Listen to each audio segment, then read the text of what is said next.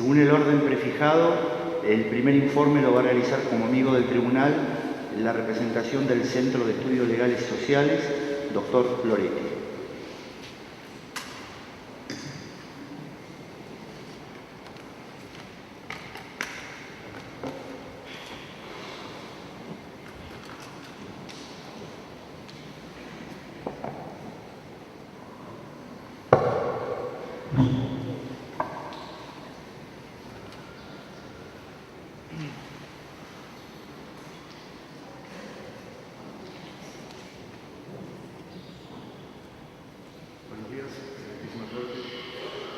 Muchísimas gracias por la recepción, por el Centro de Estudios Legales y Sociales.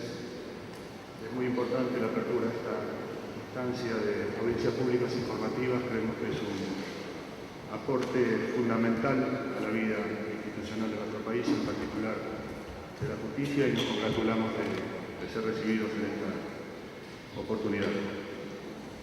Nuestra entidad ya ha hecho una presentación como amigo del tribunal. Nuestra intención en esta oportunidad es hacer algunas consideraciones adicionales a lo ya hecho en ese sentido.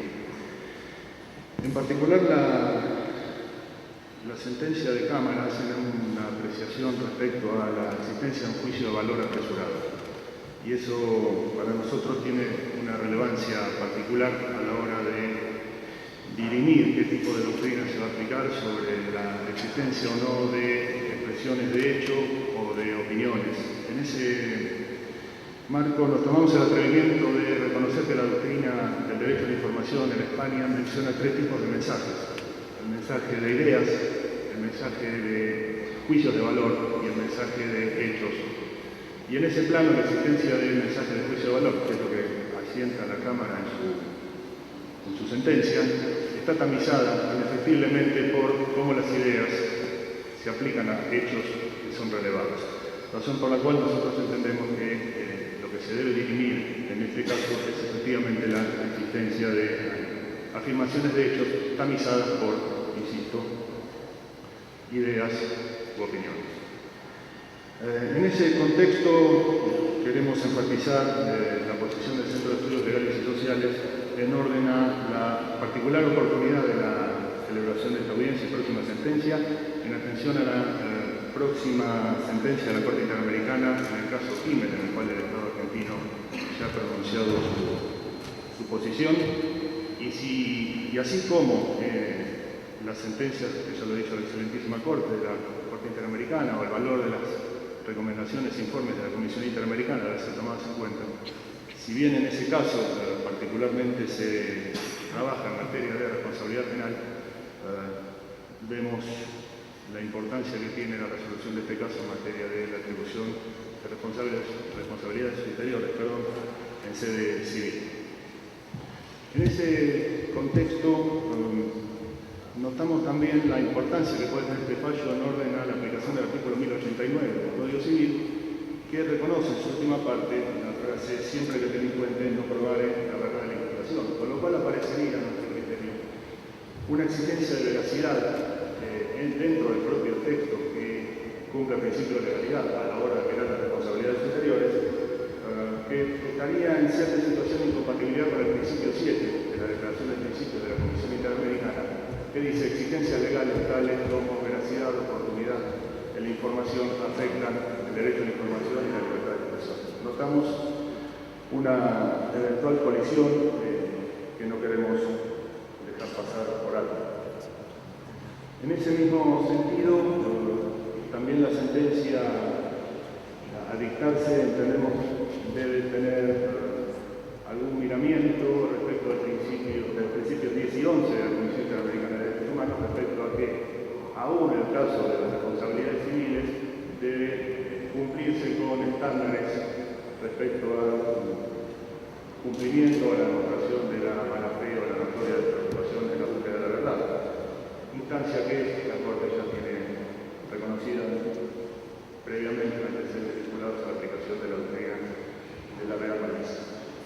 En ese sentido también nos interesa señalar la existencia de algunos fallos ya conocidos de la Corte Interamericana en materia de aplicación de responsabilidades, donde indican los límites estrictos a la aplicación de responsabilidades anteriores por vía del 13.2 de la Convención Americana en orden al cumplimiento del principio de legalidad de fin legítimo, sobre el cual la protección de los funcionarios públicos ya fue observada en el informe, si bien sobre destacado, pero en cuanto a fin legítimo, en el informe del año 94, capítulo 5 de la Convención Interamericana, y en los fallos Herrera Ulloa contra Costa Rica y en el fallo Canese contra Paraguay, en función de, insisto, la previsión de una mayor apertura, mayor permeabilidad a la crítica, inclusive dura o descarnada, en el caso de funcionarios públicos o personas de reconocimiento público que voluntariamente se entrometen en las cuestiones de interés público,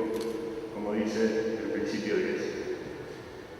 Sentado, entonces, nos parece que la capacidad de crítica a los funcionarios públicos debe ser mayor que respecto a las personas privadas, principio que ya aceptado. La Corte Europea, que la propia Corte Interamericana considera que sus resoluciones son un piso para considerar las cuestiones vinculadas a la libertad de expresión, dada la mayor generosidad que tiene el artículo 13 respecto de la Convención Americana, respecto del artículo 10 del Tribunal Europeo, tiene algunos fallos recientes, el caso Pulis contra Polonia, por ejemplo, en los cuales se reconoce que los principios del artículo 10 y la apropiación de las responsabilidades ulteriores son aplicables no solo a las informaciones que son favorablemente recibidas o consideradas como inofensivas, sino también aquellas que ofenden, golpean, impresionan o disturban a quienes la reciben. Sobre todo en cuestiones de interés público, y esto ha sido reconocido también en casos como Boversio contra Austria, Nielsen contra Noruega y Surek contra Turquía, con mayor particularidad en relevancia del tema de interés público, como así también reconocen en Incal contra Turquía y de vuelta en Nielsen contra Austria, que los límites de la aceptable crítica es más amplia en temas de interés público que es lo que hace a cuestiones de interés privado. En el mismo orden de ideas, este caso contra Polonia reconoce, como ya lo ha hecho la Corte también, el rol preeminente de la prensa en un Estado gobernado por el Estado de Derecho, reconociendo también que la libertad de expresión, en particular la periodística, pero no solo ella, también cubre posibles recursos, utilizaciones de cierto grado de, cito, exageración o provocación. Esto está en este caso en menciones contra Polonia y en Praga y Overchik contra Austria. En el contexto, por supuesto, de que la prensa esté desarrollando tareas en las que se conoce el rol vital del perro guardián, como aparecen ya en viejas sentencias de la Corte Europea como legal frente a Reino Unido. Otro factor sustantivo es la aplicación de la responsabilidad de modo necesario, dice el sistema interamericano, entendiendo por necesaria aquello que, tras verificarse el cumplimiento del principio de legalidad y de fin legítimo, debe marcar la menor restricción admisible para la libertad de expresión que sirva para proteger el fin legítimo. En ese caso, insiste en este último fallo que menciono de marzo de 2008 del Tribunal Europeo, que aún los juicios de valor son excesivos si no existió ninguna base fáctica suficiente sobre la cual apoyar los recortes, y creemos que en el caso esa base fáctica suficiente sí existe. En otro caso llamado Rico contra Moldavia, la Corte Europea en el año 2004 ratifica, esto ya venía señalando hasta principios, en materia de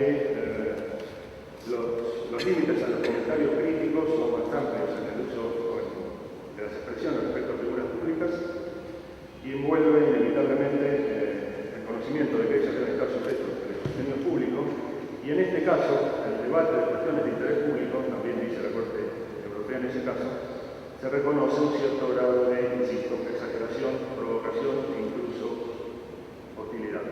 Doctor Loretti, 3 minutos finales. Gracias.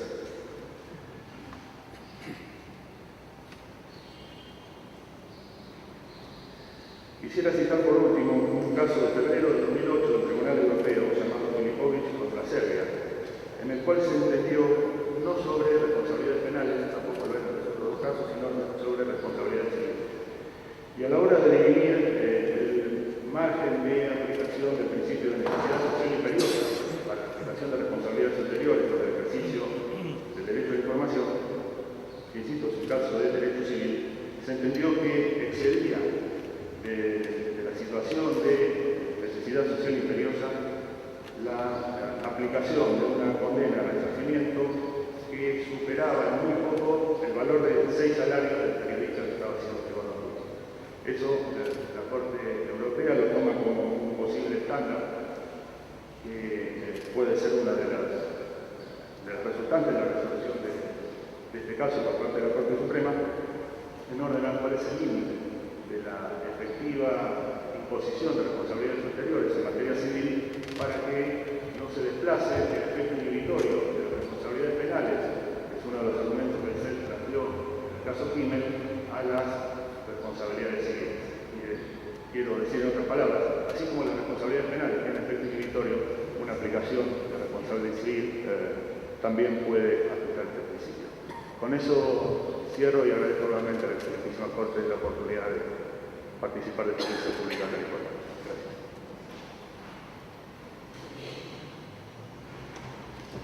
Realiza su informe al tribunal, también en su condición de amigo, la Asociación por los Derechos Civiles, representada por el doctor Hernán Busco.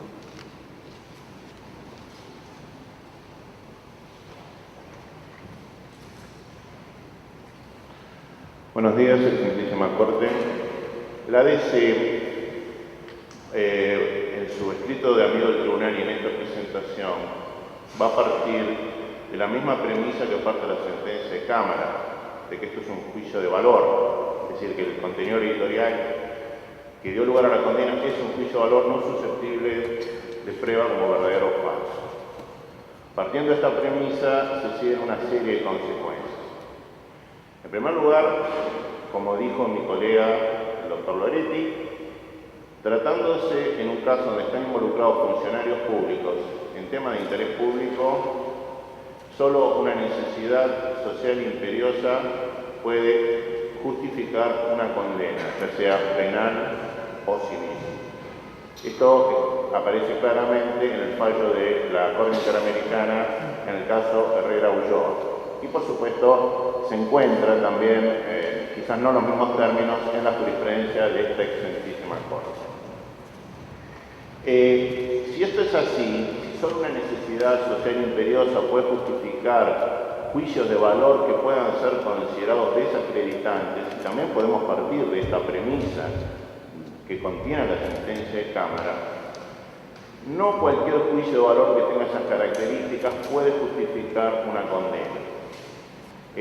Aparece muy claro en el voto concurrente en el caso Gorbein contra Amarilla, la Corte Suprema, donde se reseña la jurisprudencia del Tribunal Europeo, cuáles serían el estándar para justificar una condena en estos casos. Y el estándar es: no están protegidos los epítetos personales, las vejaciones verbales, aquellos ataques que no tienen relación alguna con las funciones que ejerce el funcionario. Pero fuera de esos supuestos, aunque sea una crítica muy dura, hay una tendencia muy fuerte en la jurisprudencia en proteger las afirmaciones del periodista o del medio.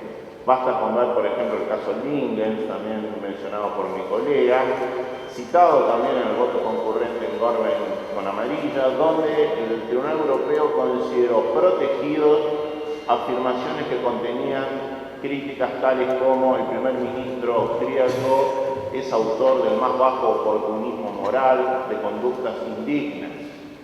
Y en el caso de Hess contra Bélgica, que también hemos mencionado en nuestro escrito, el Tribunal Europeo consideró protegido por el derecho a la libre expresión críticas virulentas dirigidas a magistrados judiciales por el ejercicio de sus funciones, en razón de la enorme importancia pública que tenía el tema que había dado lugar a la quiere decir que si aplicamos estos estándares y consideramos que esto es un juicio de valor, la ABC considera que están protegidas los términos contenidos en el medio, porque de ninguna manera alcanzan los niveles de dureza que son protegidos por la jurisprudencia internacional y nacional. En el caso Gorben, y acá estoy hablando del voto de la mayoría, se advertirá que el medio había tipificado al funcionario con términos tales como falta de transparencia, conducta dudosa, y sin embargo la Corte lo consideró protegido. Acá habría que hacer un argumento, digamos, subsidiario. En el supuesto que la Excelentísima Corte creyera que estos no son juicios de valor, sino son afirmaciones de hechos, que aquí sí se aplicaría la doctrina de la real malicia, tampoco correspondería a la condena del medio. Por dos razones. En primer lugar, no hay ninguna constatación en la sentencia de Cámara que las afirmaciones contenidas en la editorial sean falsas, no todo acreditado en el juicio. Quizás porque fue encuadrado como un juicio de valor. Por lo tanto, aun cuando se quisiera conocer unas afirmaciones de hecho, no habría ninguna constatación de la falsedad de estas afirmaciones. Y en segundo lugar, tampoco está dado el elemento subjetivo exigido por la doctrina real malicia en casos como estos, donde se está involucrado un funcionario público en temas de interés público, es decir, el dolo o la culpa grave, que sería la traducción argentina del concepto de real malicia. Adviértanse ustedes que en la sentencia de Cámara se dice que se ha acreditado la culpa y se agrega erróneamente, en su opinión, que tratándose en materia civil no se requiere más que la culpa. Esto es erróneo, porque la doctrina real malicia no es una doctrina ni penal ni civil, es una doctrina constitucional. Y el estándar de real malicia se aplica ya sea que es un proceso civil o un proceso penal. Entonces, resumiendo, si se considera que esto se trata de un juicio de valor, está protegido por las razones que digo. Y si se considera que son afirmaciones de hecho alcanzadas por la doctrina de la malicia, tampoco podría considerarse que pueden condenarse las afirmaciones del medio.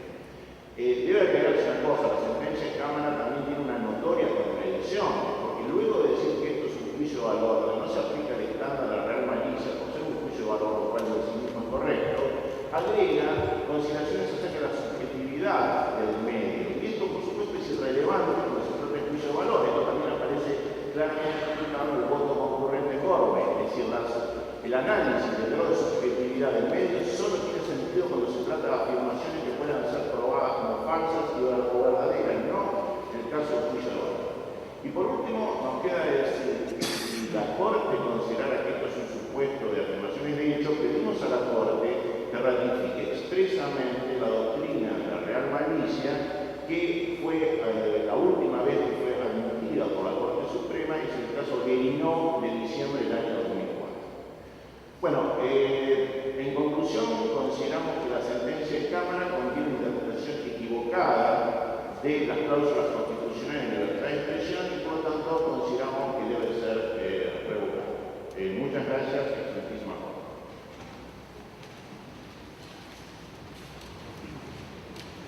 Presenta su alegato oral ante el tribunal la representación de la parte demandada y recurrente ante la Corte, doctor Gregorio Barro.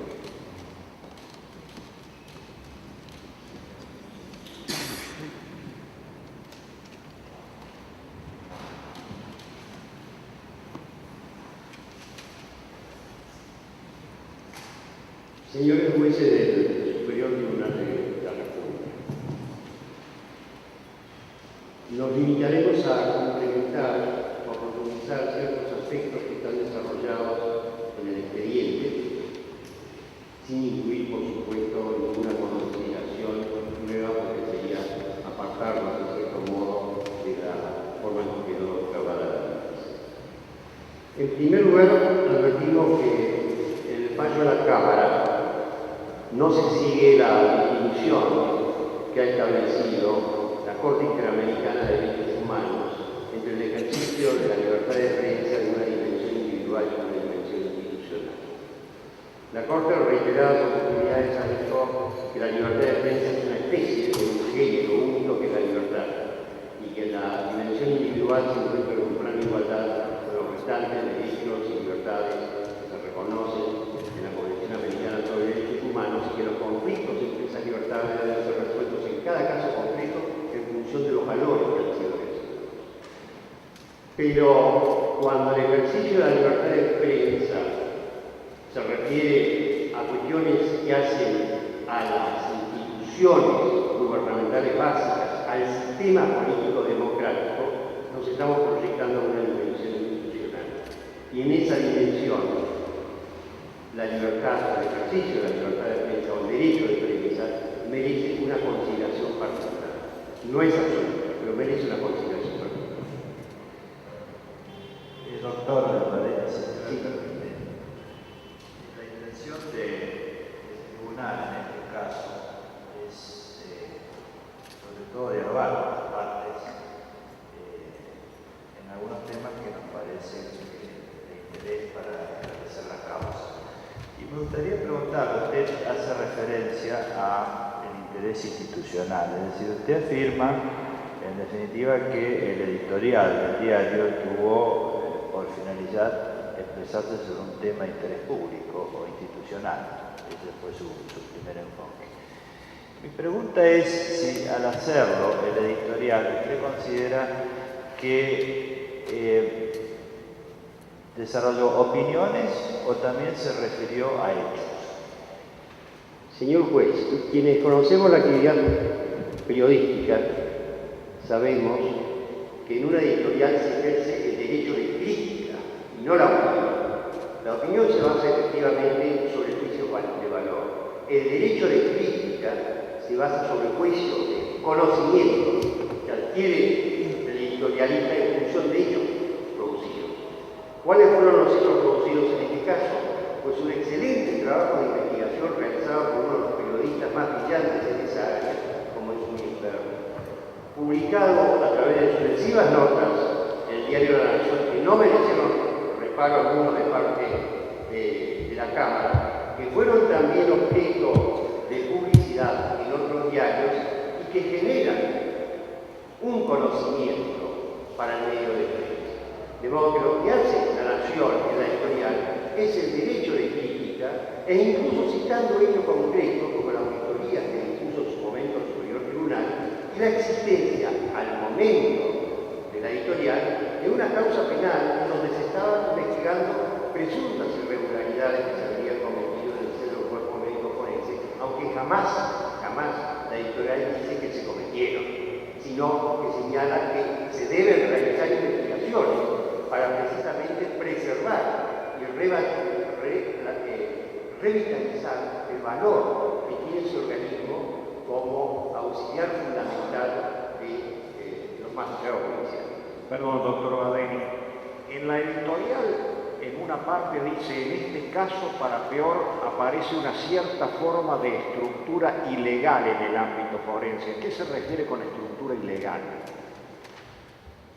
Se refiere precisamente a las notas realizadas por el doctor William Berry, cuando apunta a ciertas denuncias que se formularon sobre la manera, no digo dolosa de ninguna manera, pero quizás sobre la manera imprudente en que a veces se realizaron los peritajes oficiales y que muchas veces determinaron que las partes requirieran, por merecerle mayor confiabilidad, pericias realizadas por peritos ajenos al cuerpo médico forense.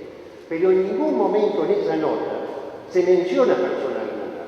De modo que si tuviéramos que aplicar la doctrina Campillana, al margen de la Real Malicia, pero creo que acá corresponde aplicar la Real Malicia, si aplicáramos la doctrina Campillana, acá no se cita persona alguna en la editorial. Se citan, sí, dos hechos concretos. Si la Corte dispuso la auditoría del cuerpo médico forense, habría que ver por qué la Corte la dispuso, seguramente porque entendió que quizás existían esas irregularidades, que quizás existían esas afirmaciones que hace la Nación con posterioridad a la decisión de realizar la auditoría. Y si un juez penal procesó casi a 30 integrantes del cuerpo médico forense, no es que necesariamente exista un delito porque no lo dice la editorial, pero pueden haber irregularidades. Y el hecho que se dictara un sobreseimiento un año después, que el juez dice, el diario debió no haber dicho nada, debió tener un año para dar su opinión, pero no era opinión, era derecho y crítica, en definitiva no significa que no hubo irregularidades de índole administrativa o de índole civil que no merezcan una sanción penal. Perdón, doctor Badeni. ¿Usted considera que los términos de la editorial estuvieron dirigidos a poner en tela de juicio al cuerpo médico forense como institución o a los actores a título personal? No. La editorial, como todo documento, tiene que ser interpretado en forma integral. No podemos tomar párrafos aislados. La idea que se expresa en ella surge de todos sus párrafos, de la conjunción de todos sus párrafos. Y esa crítica está dirigida a la institución, cuerpo médico forense, como a veces las críticas están dirigidas contra el Poder Ejecutivo y a lo mejor personalizadas en ciertas áreas ministeriales o respecto de ciertas personas que podrían individualizarlas, que podrían integrar el Poder Ejecutivo. Acá la crítica va dirigida contra, es decir, no contra. La crítica busca perfeccionar el funcionamiento del cuerpo médico forense, busca que retorne la credibilidad de una institución en definitiva republicana, que integra el gobierno republicano.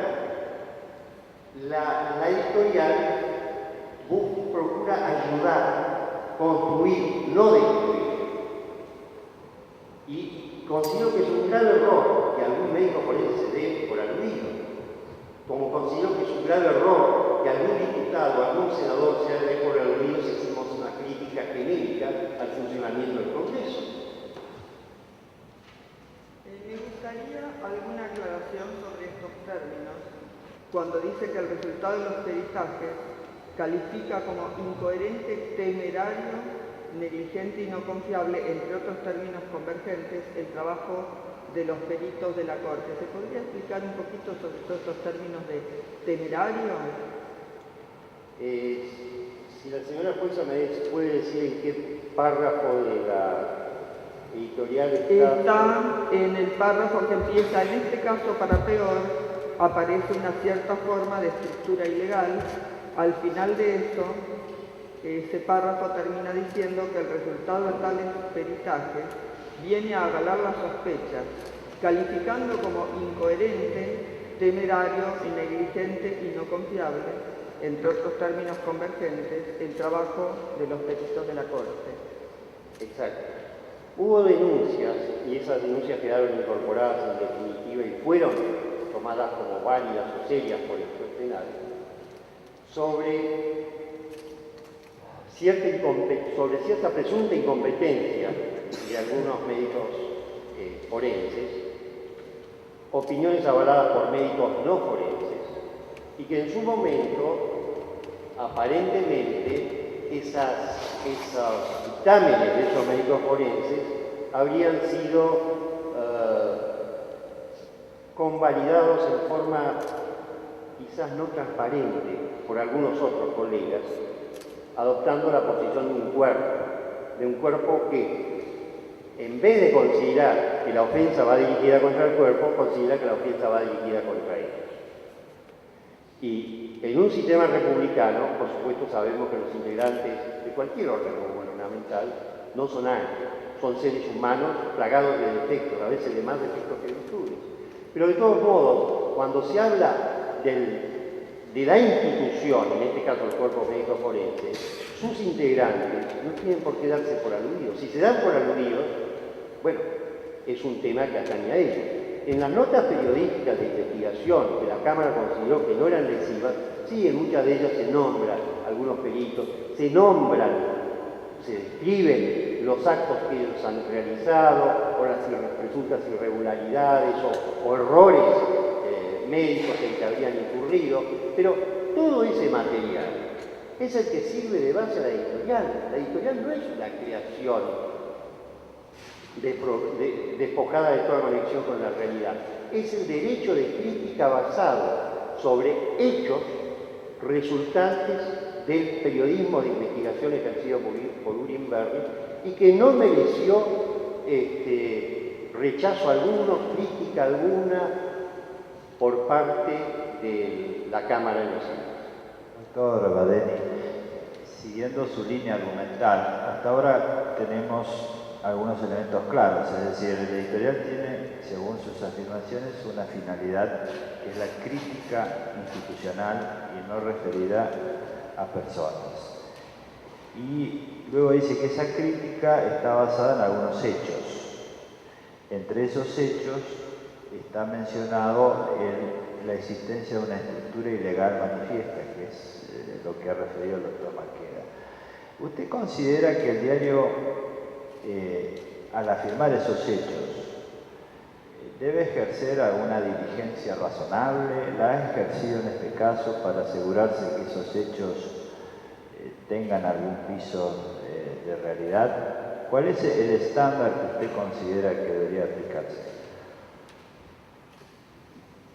La Nación ejerció el derecho de crítica.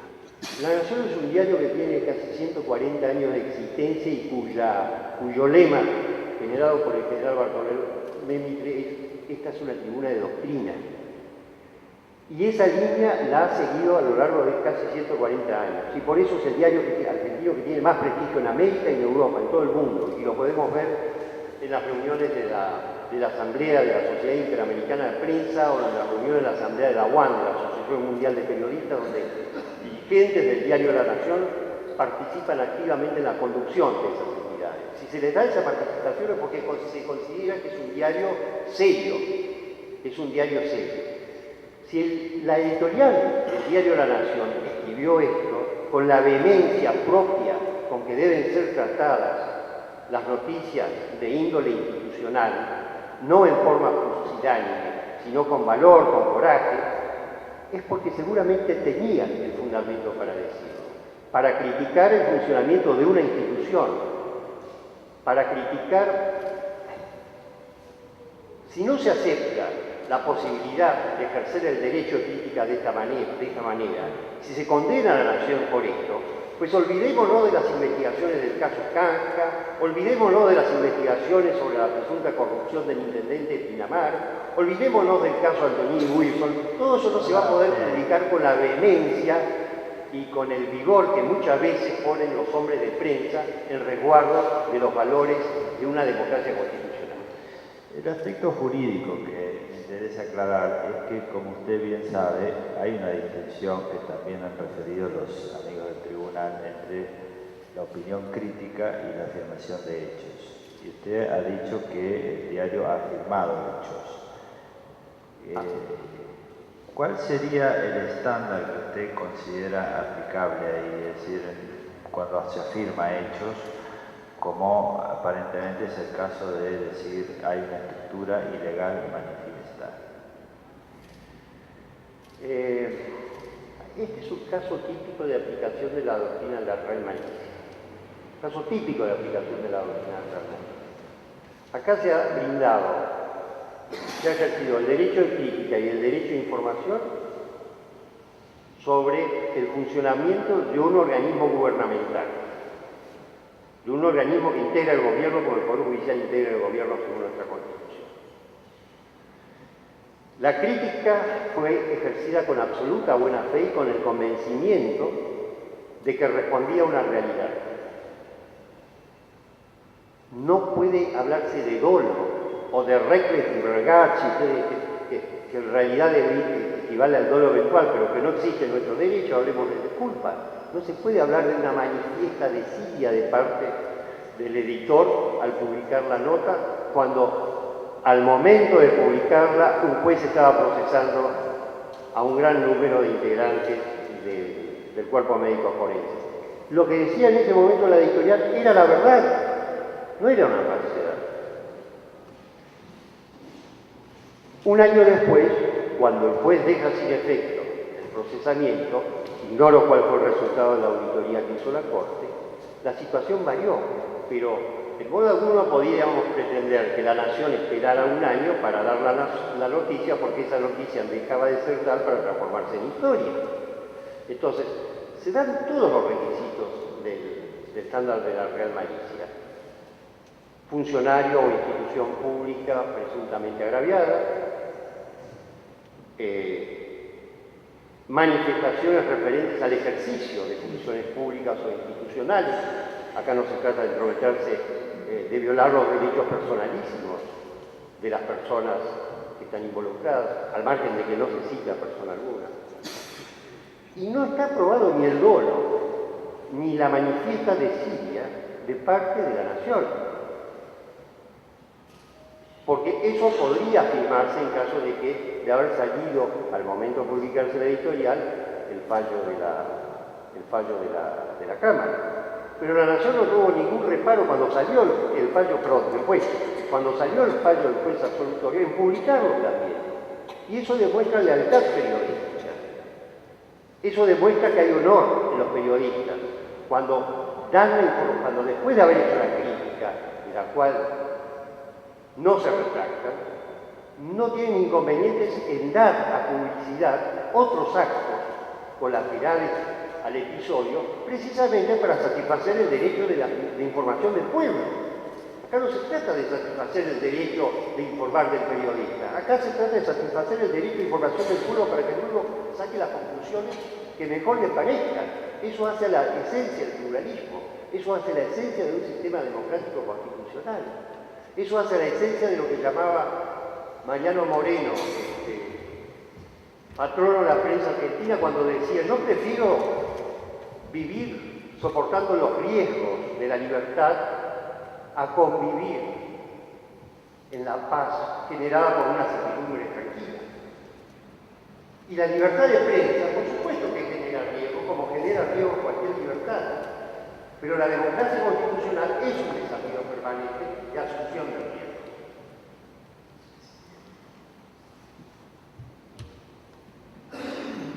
Doctor Badeni, Uriel Berry publicó 14 artículos en 2 años, año 97 al 99. ¿Alguna vez la Nación recibió de parte de los 31 médicos, se podrían considerar perjudicados, el derecho de réplica, solicitaron rectificación? No me consta, señor juez, no me consta, pero estoy seguro que si hubieran mandado una carta a Victorias o una aclaración, la Nación lo hubiera publicado porque ese es su estilo. Y está en las reglas de ética, el diario formuló internamente para hacerlo. Y cotidianamente vemos aclaraciones o cartas de lectores hechas por personas que tratan de dar su punto de vista cuando se ven afectados personalmente. Pero en este caso creo que no lo puedo afirmar con certeza. En cuanto a William Berry, usted lo ha calificado de doctor. No, distinguido periodista, perdón, sí que doctor no. Pero es un especialista en la materia. Es un especialista en periodismo de investigación. Es común que se lleve 2 años, de 1997 a 99, con 14 artículos sobre un problema. Es posible. Y que tengan versiones interesantes. Si recordamos las investigaciones que hicieron otros periodistas sobre el caso de Morales, de la chica de Catamarca, fueron más de 2 años. William Berry también ejerció periodismo de investigación en el caso del contrabando de armas, y fue durante mucho tiempo que escribió artículos sobre el tema. Y también sobre la explosión generada en su momento. También hizo periodismo de investigación, y ese periodismo de investigación duró mucho más de 1 año. Si hasta el día de hoy esos casos no han sido resueltos.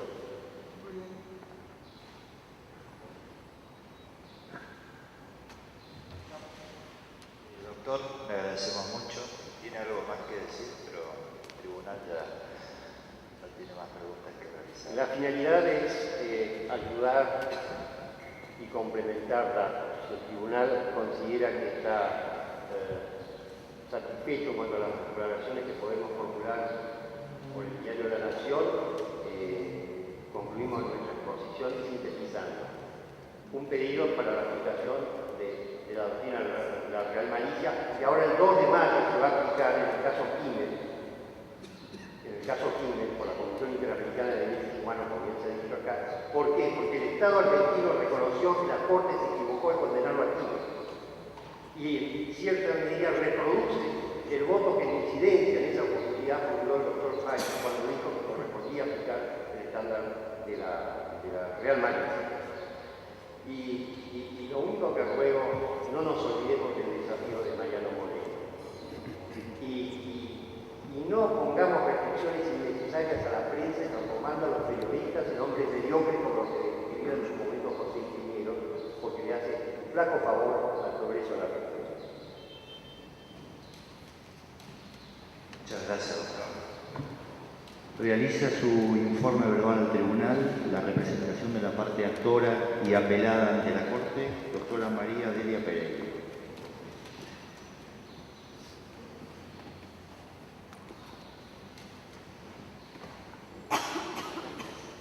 Ante todo quiero agradecer al tribunal, a la excelentísima Corte, la oportunidad que me ha brindado de poder ser escuchada en forma oral para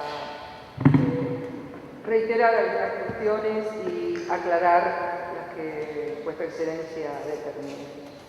En principio quería aclarar simplemente una cuestión. Yo tengo el doble carácter de apoderada y oradora en esta audiencia pública.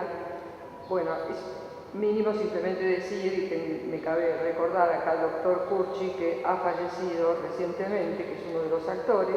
Bueno, el doctor Patito tampoco se encuentra presente porque tuvo problemas cardíacos hace poco tiempo y no le recomendaron que viniera. Entonces, simplemente lo quería hacer presente. Siempre en juicio de ello estoy representando a ambos actores, de acuerdo al Código Procesal.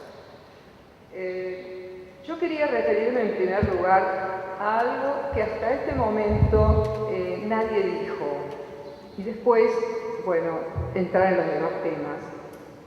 Acá estamos frente a una sentencia de segunda instancia cuyo fundamento fue que la parte demandada consintió la condena de primera instancia y no efectuó una crítica fundada y razonada de los hechos en forma específica con relación a la condena por el editorial por el que hoy estamos aquí reunidos. Entonces, sin perjuicio de las demás cuestiones que se han tratado y que también voy a tratar, creo que es importante destacar que en este caso, al estar ante una sentencia pasada en autoridad de cosa juzgada, porque la Cámara lo dice muy claramente a través del doctor Kipper y sus dos colegas que lo acompañaron en el mismo sentido, se ha expresado muy claramente que esta sentencia fue consentida por la demandada. Entonces tenemos acá en juego no una discusión sobre la libertad de prensa, que sí la hemos tenido en primera y segunda instancia, y ardua discusión de varios años, sino que tenemos presente otro tema, que es el caso de la cosa juzgada, el tema de que tenemos una sentencia pasada en autoridad de cosa juzgada sobre una acción de daños y perjuicios, vale decir que debemos encuadrarnos en un tema de derecho civil, y la sentencia de cosa juzgada ha hecho que la indemnización haya ingresado en el patrimonio de los actores en el mismo momento en que ha quedado firme. Por lo tanto, estaría en juego otro derecho constitucional, que sería también el derecho de propiedad. Y además, creo que es muy importante que vuestra excelencia revea este punto del cual hasta ahora no se habló, porque... Doctora, independientemente de la cuestión procesal que el tribunal va a tener en consideración, es decir, si hay o no una cosa juzgada al respecto, Me interesaría saber su opinión sobre un primer aspecto y es el siguiente. El editorial del diario, conforme lo ha dicho el abogado que lo representa, tenía un interés institucional, de crítica al funcionamiento del cuerpo médico forense. ¿Por qué razón usted dice que afecta de modo personal a sus clientes? ¿O en qué los ha afectado? ¿Cuál es la diferencia que usted ve respecto de este otro argumento expuesto por la otra parte? Bueno, la diferencia es que el tema comenzó con una investigación penal dirigida por el doctor Mariano Berger sobre todo el cuerpo médico forense. Dos de los actores, que son las personas que hicieron autopsias de mayor trascendencia pública, como fue Carlos Menem, el soldado Carrasco, María Soledad Morales y otros, fueron repetidamente citados en los titulares del diario La Nación por quien realizó periodismo de investigación, el periodista Urienberg. Perdón, doctora, pero acá tenemos que circunscribirnos a la editorial. Perfecto. Por en eso, la editorial, concretamente, ¿cuál es el daño al honor de su representado? El daño, primero, que mis clientes, uno de ellos es inclusive en este momento miembro del cuerpo médico forense, se han pronunciado palabras que lo afectan en su buen nombre y honor, así como en su responsabilidad profesional, como fuerte deterioro moral, dictámenes falaces, estructuras ilegales. Le quiero hacer una aclaración. Los demás médicos forenses iniciaron también acción civil. El juez de primera instancia que intervino pasó su sentencia en el año 2005. En esta sentencia, expresamente, y el diario La Nación pagó los daños y perjuicios. Con lo cual, exactamente por el mismo editorial y por los demás médicos forenses. El fundamento es exacto porque lo han tomado de mi caso y esta sentencia. Y el juez también. En relación a este caso específicamente,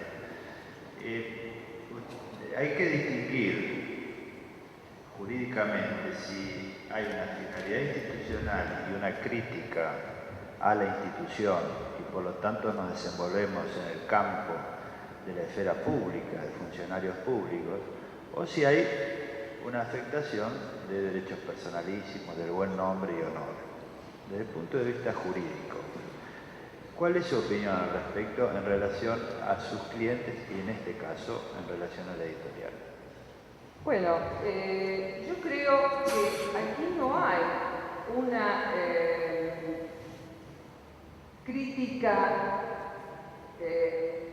a la actividad profesional en sí, porque no está vinculada si tomamos el editorial en forma clásica. Pero fíjese usted que el representante del diario La Nación que me precedió lo ha relacionado con que este editorial se fundó en los dichos y la investigación del doctor Urienberg, del periodista Urienberg. Con lo cual,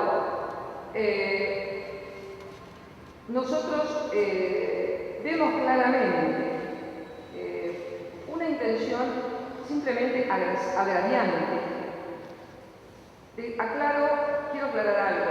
En principio, estoy absolutamente de acuerdo con la libertad de prensa. Estamos absolutamente de acuerdo que debe ser control del régimen republicano de gobierno. Estamos absolutamente de acuerdo con esos principios.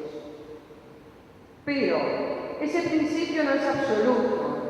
Y mediante los tratados, nuestra Constitución Nacional, además del derecho común, que sería el artículo 1073. Si usted está de acuerdo con que debe haber una crítica a la actividad pública, la pregunta que le hace el tribunal concretamente es referida a esos límites que usted menciona. Exactamente. ¿En qué aspecto se ha lesionado el buen nombre y el honor? Es decir, en este caso, en el editorial, ¿en qué aspecto? ¿A dónde están los derechos personalísimos afectados? Porque usted pareciera reconocer que si la crítica se refiere a la función... En forma respetuosa y ordenada, no cualquier forma de crítica. Es decir, un tema, es que esta misma Corte lo ha dicho, que no puede ser impune la libertad de prensa, y los tratados sobre derechos humanos incorporados en el artículo 72, inciso 22 de la Constitución Nacional, en todos y cada uno de ellos se está protegiendo el derecho al honor, la injerencia en todo. Conocemos que se protege el derecho al honor, pero en el caso, puntualmente, la pregunta que le estamos haciendo es, en este caso, ¿cómo ve usted, cómo describe la afectación al honor? Bueno, primero hay que tener en cuenta quiénes son los actores. Los actores son dos médicos forenses de mucha trayectoria, además de ser profesores titulares de cátedra de la Universidad de Buenos Aires, además de ser uno de ellos director o haber sido director de un hospital y el otro ser el jefe de tanatología del Hospital Fernández, personas de elevado prestigio académico a las cuales se les está poniendo en una bolsa un fuerte deterioro moral del cuerpo médico forense y con dictámenes falaces y estructuras ilegales al cuerpo médico forense y al Poder Judicial, todo está poniéndose, pero vamos a centrar por qué los actores se han sentido dañados. Es decir, si yo no respetara la libertad de prensa, no les hubiese agradecido a ustedes mi derecho de opinión hoy. Creo que es muy grato poder estar hoy aquí. Es decir, pero todos tenemos un límite en nuestras expresiones que no es censura previa, es el límite de racionalidad, que da el respeto, y acá tenemos un tema que es importante y que sí se ha hecho ver. Doctora, yo le vuelvo a repetir la pregunta que el doctor Lorenzetti se la precisado. La editorial específicamente, ¿en qué afecta el honor de su defendido? Porque el resto no, la editorial, ¿en qué afecta el honor de su defendido? Son dos miembros del cuerpo médico forense, los más reconocidos o conocidos médicos del cuerpo, no diría reconocidos, pero sí conocidos públicamente miembros del cuerpo médico forense,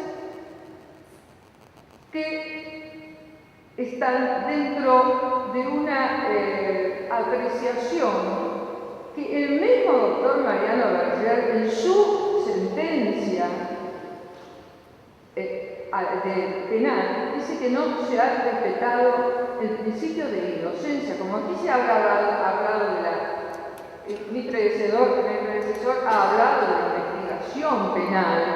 El mismo doctor Mariano Berger está diciendo que no se respetó el principio de inocencia, que los periodistas no pudieron acceder al expediente por una cuestión procesal, porque no son parte, y que por lo menos tenían que haber tenido ética en respetar ese doctora, creo que hay una precisión que hacer en el razonamiento jurídico. Si alguien dice el Poder Judicial no funciona bien, hace una crítica al Poder Judicial que es una crítica institucional. Yo como integrante del Poder Judicial me puedo ver afectado porque me molesta que lo critiquen. Bueno. Este es un aspecto. Pareciera ser que es esa la referencia que usted hace. Ahora, cuando usted dice, en realidad lo que está afectado es el honor y el buen nombre, no estamos hablando de un bien público o colectivo, sino que estamos hablando de un derecho subjetivo individual, cuyo titular es exactamente sus dos clientes. Lo que le dice el doctor Maqueda, que ellos no están mencionados. Entonces son situaciones jurídicamente distintas y discernibles perfectamente. Yo lo he comprendido. Esto es lo que le estamos preguntando. Yo lo he comprendido perfectamente, pero la misma parte demandada, cuando ustedes me preguntaron qué fundamentos tenía este editorial para decir que eran explicaciones falaces o decisiones falaces y demás, nombraron a quien no está condenado por realizar periodismo de investigación como fundamento de este editorial. Por lo tanto, una cosa es que como usted se puso de ejemplo, que no lo quiero utilizar a usted, pero usted se puso de ejemplo, una cosa es que saquen un editorial aislado sobre el Poder Judicial y otra cuestión es una campaña permanente sobre un tema durante 2 años. A los 8 meses quien emite una opinión subjetiva. Doctora, perdóneme, la litis está trabada sobre el editorial. El resto de los temas no están en juicio en este momento. Una inquietud más, porque usted está mencionando la sentencia penal que es un año posterior. ¿Usted está tomando en cuenta en este momento, cómo explica que el mismo día que salió esta editorial era la primera audiencia de indagatoria del primero, los 2 o 3 primeros de los 31 peritos del cuerpo médico forense que fueron citados? O sea, hay una citación que basada el 5 de octubre donde habla de un estado de sospecha y después, justo el 19, va a ser la primera audiencia de una serie de audiencias. Ese tema usted lo tiene en cuenta como para ver que haya algo fáctico. Quizá me he podido explicar mucho más en la larga cantidad de escritos que presenté y en la respuesta al recurso extraordinario, pero sin ninguna duda aquí no hay coincidencias. Es por eso que yo estoy diciendo que cuando el Poder Judicial analiza un tema de opinión, debe poner la luz mucho más finita en su análisis que en una mera noticia, porque se puede justificar el error en una noticia por su rapidez, pero de ninguna manera se puede justificar que un editorial utilice esos epítetos cuando hay una serie de personas involucradas, entre ellos mis clientes, que además trabajan en silencio. No son personas que salen en televisión por un tema explicando cosas, trabajan en el silencio de la morgue. Miren qué silencio, más silencio. Doctora, perdone, ¿usted entiende que los términos del editorial, vuelvo al editorial, se refieren a afirmaciones de hecho o simplemente se trata de meras opiniones o de lo contrario juicio de valor? Yo entiendo que es un juicio de valor y que es un juicio de valor que lo podríamos encuadrar incluso dentro de una responsabilidad objetiva como es la teoría del abuso del derecho. Entiendo que es un juicio de valor porque todo editorial, el responsable es su director, quizá mal asesorado, pero el daño está. Y entiendo que sí, es un juicio de valor emitido en una forma ligera, sin haber tomado los recaudos necesarios de conocer o sí conociendo la causa penal, lo cual sería mucho más grave, porque estaban en etapa de secreto de sumario, pero muy probable, como el secreto de sumario no es ni para el denunciante ni para otras partes, puede haberle llegado al periodista de alguna manera, por supuesto, pero no desde el expediente. Doctora, me interesa hacerle una pregunta. Está claro que durante 2 años, el año que hemos hablado hace un rato, 1997 al 2009, 2 años, el periodista estuvo publicando artículos, 14 artículos. Mi pregunta es esta: si el artículo 14 del Pacto de San José de Costa Rica, y luego la Corte lo consagró, o antes lo consagró la Corte en el caso El-Mejián contra Sofovich, ¿por qué no hicieron uso del derecho de respuesta y rectificación? caso especial. En este caso, En este caso especial, justamente por lo que acabo de manifestar recién, al ser miembros del cuerpo médico forense, al trabajar sobre expedientes que tienen, digamos, un secreto profesional, porque el examen debe llegar a los jueces, no se creyó prudente sacar ningún tipo de, digamos, de disputa pública y sí, bueno, traerlo a este ámbito judicial, justamente para no seguir con miserias y una de las cosas que a mí me agrada mucho que usted se haya advertido la existencia sobre este tema. El periodista Wittenberg, a quien pude conocer, por supuesto, en las audiencias, evidentemente manifestó hacer periodismo de investigación y ha hecho periodismo de investigación en otros casos. El Diario de la Nación, yo soy lectora del Diario de la Nación, pero el Diario de la Nación no estaba demasiado acostumbrado a hacer este tipo de periodismo como otros diarios cuando comenzó con este tema. Entonces, yo entiendo que se extralimitaron primero en los epítetos, pero como no está en discusión, a pesar de que fue de primera instancia, entiende que los epítetos Doctora, ponen... me parece que hay que precisar algunos conceptos jurídicos para que nos pongamos de acuerdo en cuál es exactamente la posición de la parte actual.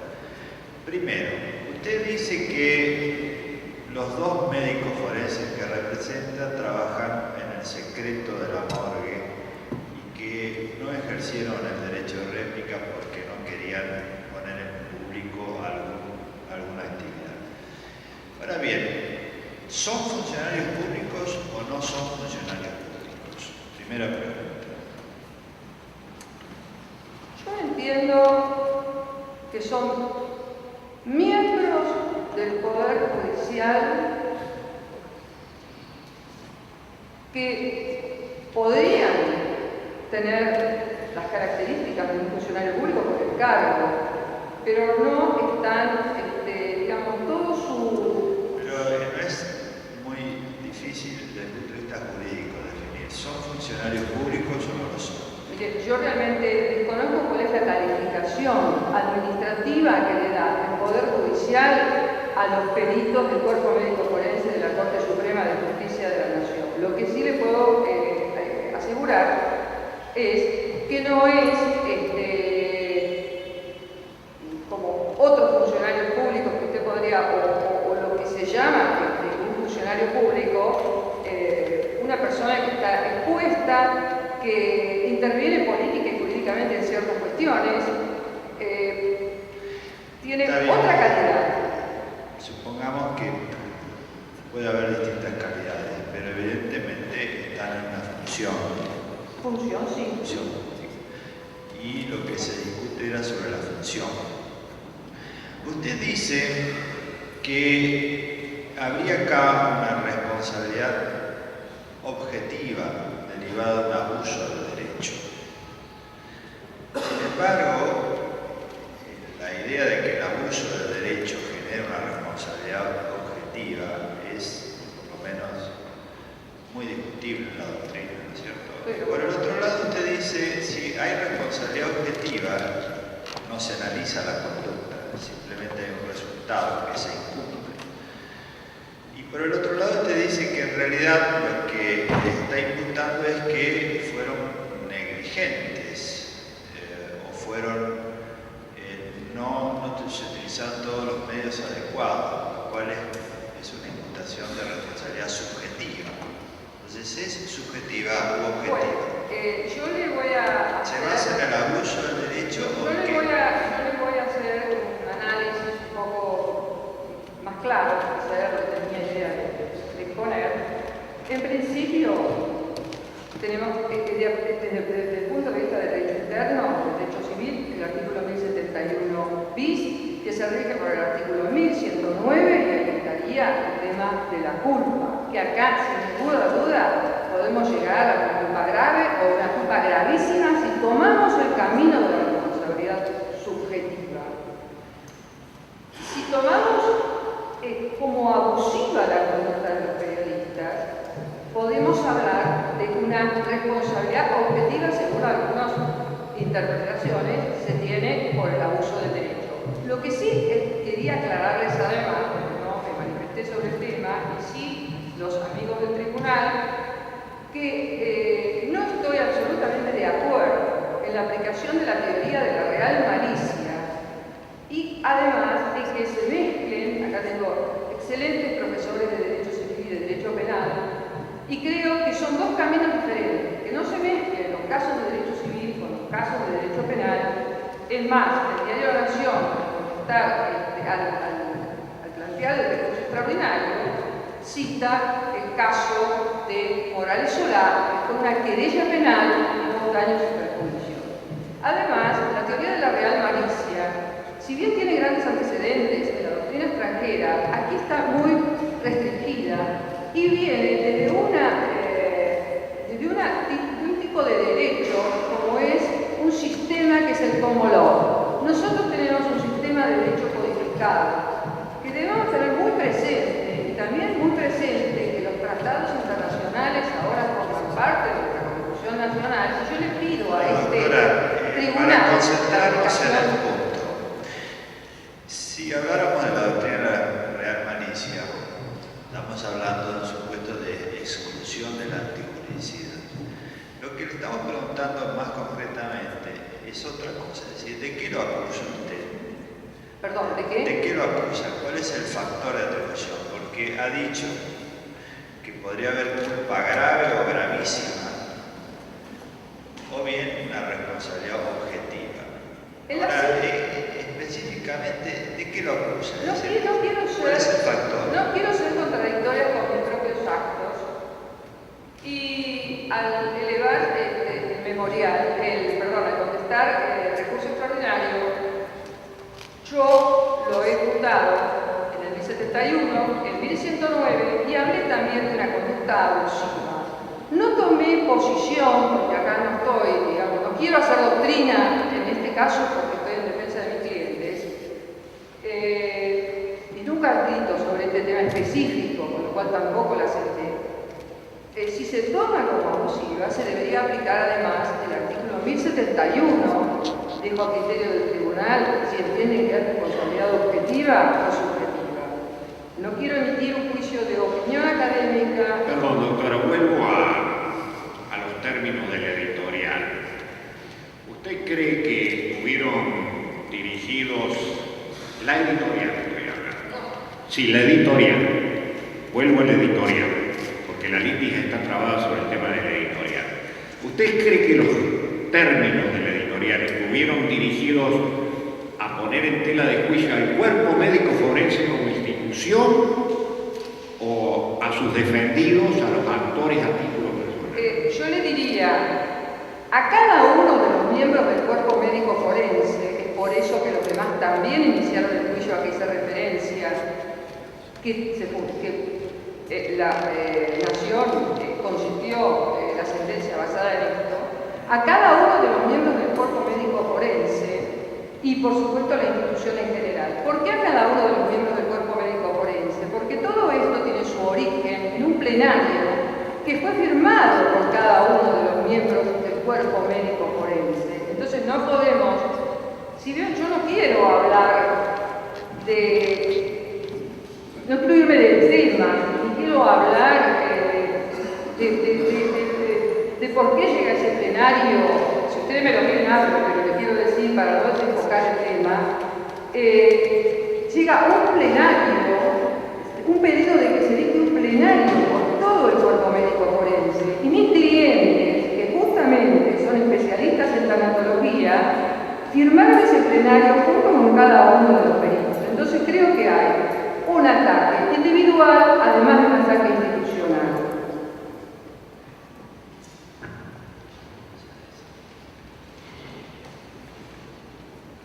Doctora, usted reiteradamente ha manifestado que sus clientes son tanatólogos. En toda la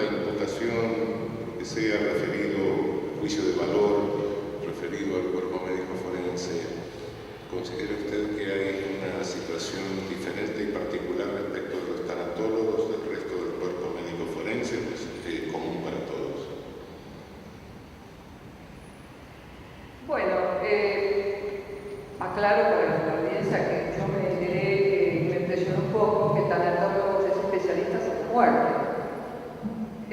Son aquellos a los que les llega todos los casos de muerte violenta. Por eso el diario La Nación decía, entre los que firmaron el plenario se encuentran el doctor Patitó, que hizo la autopsia de María Soledad Morales.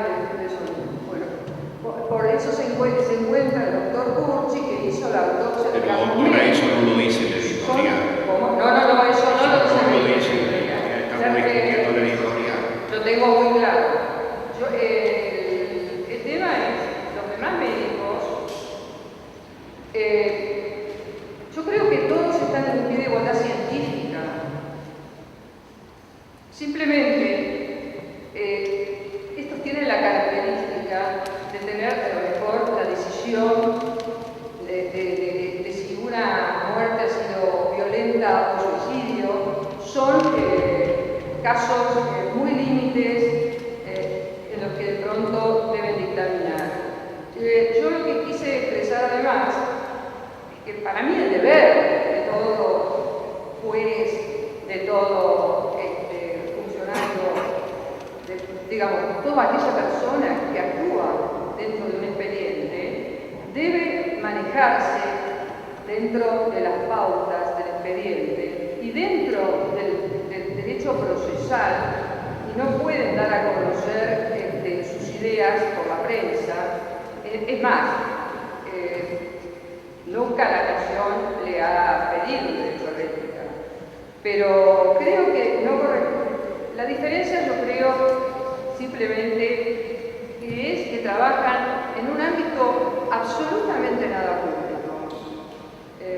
Eso es a lo que me referí, además de la importancia de que, porque justamente las muertes violentas, usted como especialista en derecho penal,